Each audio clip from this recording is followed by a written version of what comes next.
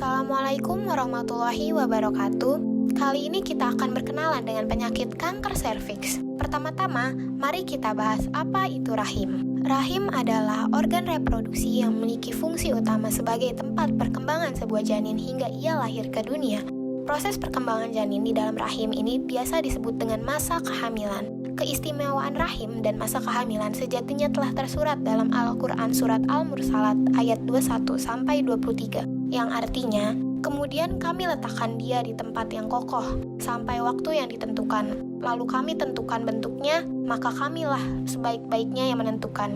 Quran Surat Al-Mursalat ayat 21-23. Sebagai muslimah, kita patut menjaga kesehatan rahim dari berbagai penyakit. Salah satunya adalah penyakit kanker serviks. Lalu, apa itu kanker serviks? Kanker serviks adalah tumor ganas yang tumbuh di dalam leher rahim, yaitu suatu daerah pada organ reproduksi wanita yang merupakan pintu masuk ke arah rahim yang terletak antara rahim dengan liang senggama. Untuk tumbuh menjadi kanker leher rahim, dibutuhkan beberapa tahun sejak sel-sel leher rahim mengalami perubahan. Sel-sel leher rahim abnormal yang bukan merupakan sel kanker namun dapat berkembang menjadi kanker disebut dengan cervical intraepithelial neoplasia, yang biasa juga disebut sebagai sel-sel prekanker yang jika tidak ditangani lebih lanjut akan berpotensi untuk berkembang menjadi kanker. Faktor resiko dari penyakit kanker serviks yaitu adanya infeksi virus HPV, adanya penyakit menular seksual, memulai aktivitas seksual pada usia yang sangat muda, berganti-ganti pasangan seks, pemakaian kontrasepsi, pemakaian DES, sering melahirkan, penyakit yang menekankan sistem imun, merokok,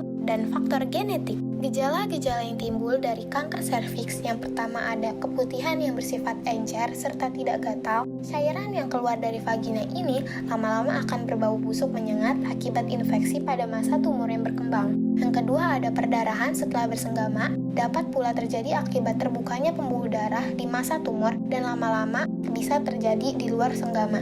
Yang ketiga, adanya menstruasi kembali setelah masa menopause. Terkadang juga perdarahan di luar siklus haid. Pencegahan yang dapat dilakukan untuk menghindari kanker serviks adalah yang pertama, jika pernah melakukan hubungan seksual, maka harus melakukan pap smear test secara teratur setiap 2 tahun dan ini dilakukan sampai berusia 70 tahun. Pada beberapa kasus mungkin dokter menyarankan untuk melakukan pap smear test lebih sering. 2. Melaporkan adanya gejala yang tidak normal seperti adanya pendarahan. Yang ketiga, tidak merokok. Cara mencegah kanker serviks menurut Islam adalah dengan menjauhi perbuatan zina, di mana biasanya zina dilakukan oleh orang yang melakukan hubungan seksual tanpa ikatan yang sah. Yang kedua, melakukan mandi janabah. Syariat ini dilakukan dalam rangka ketakwaan dan keimanan seseorang hamba terhadap Rabb pencipta manusia. Selain itu, hikmah dengan adanya mandi janabah ini sudah tentu kebersihan dan kesucian tubuh tetap terjaga